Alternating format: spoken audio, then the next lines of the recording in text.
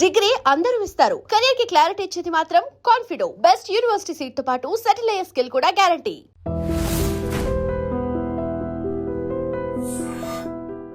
అక్క జ్యోతి గారు అని ఎప్పుడు తెలిసింది? ఎలా చెప్పారు? ఎప్పుడు చిన్నప్పుడు తెలుస్తుంది. అప్పుడప్పుడు మేము వెళ్ళేవాళ్ళం. సడన్ గా వాళ్ళు వద్దంటారు. అప్పుడు అంత ఎందుకు కట్ ఆఫ్ చేశారు? అది మా అత్తగారు చెప్పి ఉంటుంది. సొంత అమ్మ చెల్లెలు కదా, ఎవరికైనా భయం ఉంటుంది.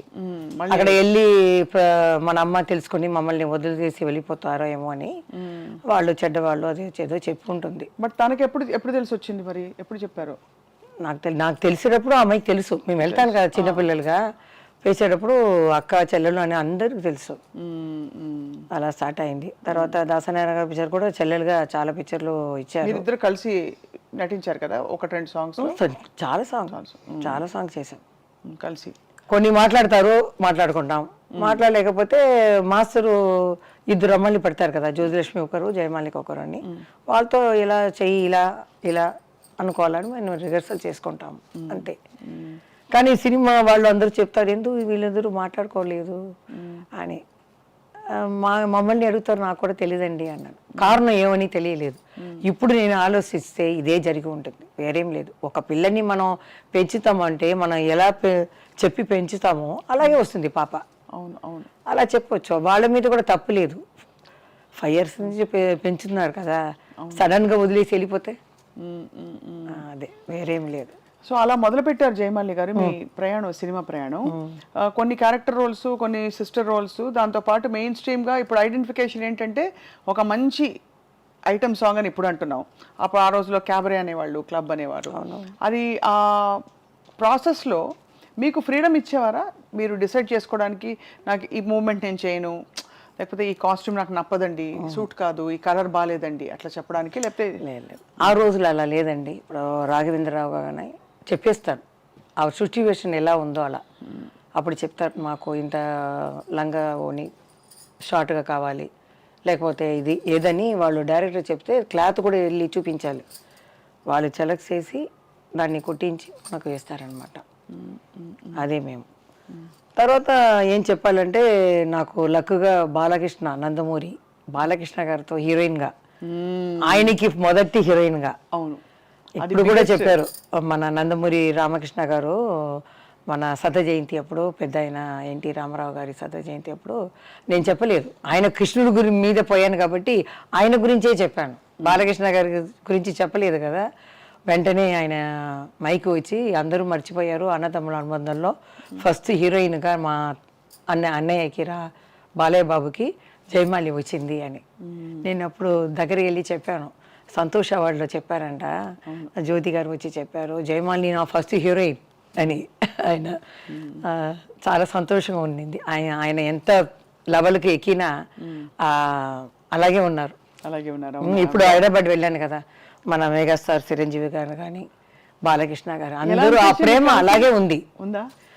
కానీ ఈసారి నేను హైదరాబాద్ వెళ్ళలేదు, మనసు బాగలేదు.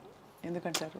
ఆ 5 లెజెండ్ లేదు కదా ఫస్ట్ ఆ సమయం. ఇప్పుడు నేను వెళ్ళేటప్పుడు నాగేశ్వరరావు గారు, రామారావు గారు, కృష్ణరాజు గారు, శోభన్ బాబు గారు, అది సరే ముగ్గురు వెళ్ళారు. వీళ్ళిద్దరు కృష్ణరాజు గారు, కృష్ణ గారు ఉన్నారు అని కొంచెం మనసుని ఇది చేసుకున్నాను. ఇప్పుడు వెళ్ళేటప్పుడు కన్నీళ్ళు అలా వచ్చాయి. ఎందుకంటే బాల్య స్నేహం మనం మర్చిపోలేము. మాకు ఎలా రెస్పెక్ట్ ఇచ్చారు, మమ్మల్ని ఏది అనకుండా మాకు సహాయంగా ఉండారు, అది నేను మర్చిపోలేను. వెళ్ళగానే నాకు కళ్ళలో నీళ్ళు వచ్చినట్టు ఉంది. లేదు, ఈ ప్రపంచం ఉన్నంత వరకు వాళ్ళ పేరు ఉంటుంది, జీవిస్తూనే ఉంటారు, స్వర్గం నుంచి మన తెలుగు ఇంట్రెస్ట్ని చూస్తూనే ఉంటారు అని నేనే ధైర్యంగా తీసుకొని వచ్చేసాను అనమాట. అదే ఎంత ఎమోషన్ ఉండండి మీలో. అంటే బయట చూస్తే ఎవరికి అర్థం కాదు. అంటే మీరేమిటో మీరు అందులో క్వైట్ చాలా ఎప్పుడు మాట్లాడలేదు కాబట్టి ఇప్పుడు మాట్లాడుతుంటే అర్థం అవుతుంది, ఓహో ఇంత మనసు జయమాలి గారి మనసులో ఇంత ఉందన్నమాట.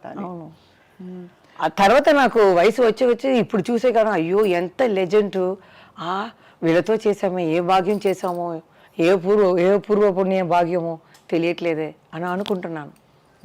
వాళ్ళే కదండి మన సినిమా ఇండస్ట్రీకి పిల్లర్ లాంటి వాళ్ళు. ఇప్పుడు సెట్లో అంతా వాళ్ళతో ఇప్పుడు డాన్సెస్ అవన్నీ ఉన్నప్పుడు, షూటింగ్లు ఉన్నప్పుడు మధ్యలో మాట్లాడి పలకరించేవాళ్ళ మంచిగా? ఎన్టీ రామారావు గారు అంటే సైలెంట్గా కూర్చుంటారు, నమస్కారం పెడతాం మనం, పెట్టేస్తే సైలెంట్గా ఉంటారు. డ్యాన్స్ అయితే ఆయన ముందు చేస్తారు, నాలుగు సారి చెయ్యాలని ఆయనకి ఇష్టం అనమాట. ఆయనకి చెప్తే ఇలా చేయాలి ఇలా చేయాలని నేర్చుకుంటారు. తర్వాత నేను వెళ్ళి రెడీ అయితే నువ్వు కూర్చోమ్మా, కష్టపడవద్దు, నేను చేస్తాను ఉండు ఇంకా 2 సారి అని నేర్చుకుంటారు. వాళ్ళు ఎలా ఉన్నా చెయ్యొచ్చు. ఆయన ప్రాక్టీస్ చేసి మీరు ఎలాగో సీజన్డ్ కాబట్టి అలా వచ్చేవారు. అలా కాదు, ఆయనకి ఆ కసి బాగా చెయ్యాలని. ఇప్పుడు నేనైతే ఉంటే ఏమరా, నేను పెద్ద హీరో, లైట్గా పెట్టండి, ఆ వంగి కూర్చోవడం ఇలా లేవటం, అదంటే ఆ ఏజ్లో ఆయన ఎంత ఎనర్జెటిక్గా చేస్తారంటే ఆశ్చర్యపడిపోతాం మనం. అలా చేసేవారు. 1 టేక్లో అయిపోతుంది. అయిపోతున్నా వంట అయిపోతుంది. చేసేవాళ్ళు వాళ్ళు. ఆ టైంకి వచ్చేవాళ్ళు. అదన్నీ మాకు ఉన్న కొన్ని వాళ్ళని మేము నేర్చుకున్నాం. ఈ రెస్పెక్ట్ అనేది. రామా రామా అంటారు, రండి రండి అంటారు. ఇలా పెద్దవాళ్ళని చూస్తే ఇంత మరదలు వస్తుంది. నేను కూడా ఇడ్లీకి వెళ్తే అలాగే వస్తే రండి రండి అంటాం. ఏదో పెద్ద ఆయన వస్తున్నారంటే ఇంత సరేయండి, ఏమన్నారు, ఏం తాగుతారు, అదే మర్యాదగా ఆయన అంత. తర్వాత మా ఇంటి చుట్టి బస్సులు ఉంటాయి, ఈ బసురా రోడ్డు మొత్తం. చిన్నప్పుడు అదే అమ్మ అడిగేది, ఏమిటిది ఇన్ని బస్సులు అని. నేను అడిగితే పెద్ద లెజెండ్ తెలుగులో మన పక్క సీట్లో ఉన్నారు.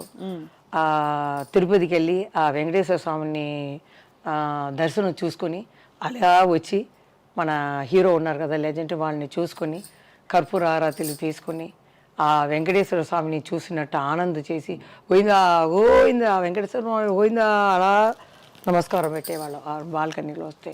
అది విని మా అమ్మ కూడా ఇలాంటి ఒక హీరోకి ఇంత ఇది ఆశ్చర్యపడతారు. నేను కూడా ఆశ్చర్యపడి అలా చూస్తున్నాను. కొన్ని సంవత్సరాల తర్వాత ఆయనతో చేసే అదృష్టం దొరికింది. అదృష్టం అప్పుడు ఎలా అనిపించింది? నాకే జ్ఞాపకం లేదు ఏ పిక్చర్ అని. బాగా జ్ఞాపకం వచ్చింది ఈ అన్నతమ్ముల అనుబంధం. తర్వాత ఆయనతో కొట్టుకుని పోతాను ఆయన్ని, సన్నజాజులు, ఈ తర్వాత నా పరువం నీ కోసం, డాన్ హిందీ. అవును, ఆ పిక్చర్ అన్నీ ఎలా వెళ్ళిపోయింది. ఏం చెప్పరు. కానీ మన లవ్ సీన్ అంటే కృష్ణ గారికి పెద్ద ఆయనతోటే ఉంటుంది. అదే ప్రాబ్లం, కృష్ణ గారికి రాదు. ఇక్కడ వెళ్తే నన్ను చూడకుండా అక్కడ సైడ్ గా చూస్తారు. ఆయన డైరెక్టర్ చూడరా, ఆయన కొంచెం ఇదే కదా సిగ్గుగా ఉంటారు. అన్ని పిక్చర్లో ఎన్టీ రామారావు వాలంటీర్గా రా అని చెప్పి నేను ప్రేమించాలి. అలాంటి క్యారెక్టర్ నాకు. అవును అవును, మీరే బలవంతంగా ఆయన్ని వశం చేసుకోవాలి అలే అని. అది మన దానవీర సూరకర్ణలో ఆయనతో సాంగ్ ఇటు రారా అని వస్తుంది సాంగ్. బాలయ్య బాబు ఆ ఫంక్షన్ లో కూడా చెప్పారు, వేసింది ఆ చక్కని పాట అది దానవీర సూరకర్ణలో. అది అక్క ఏమో కృష్ణ గారు తీసారే ఏదో పిక్చర్, కురుక్షేత్రం. అవును, అక్క అది చేసింది, నేను ఇది చేశాను పెద్ద ఆయనతో. ఆయన కృష్ణ గారితో తను చేసింది. చాలా బాగుంటాయి. ఐబ్రో అని రాశారు నాకు. నాకు ఫస్ట్ ఈ జానపదాలు పిక్చర్లో చూడటం ఇదే ఫస్ట్ టైం. దానికి ముందు ఈ కోట్ సూటు ఇవన్నీ ప్యాంటు ఇది వేసేసారు. జానపదాలు చూస్తే ఆ సెట్ వెళ్ళగానే అంత పెద్ద గ్రీడం, ఆ నగలు అలా పెట్టుకొని అలా నిలిస్తే ఇదేంటి గంధర్లోకమా, ఎక్కడ వచ్చాము, ఇవేంటి కర్ణుడా, ఏమి తెలియదేది అని భయపడిపోయాను నేను.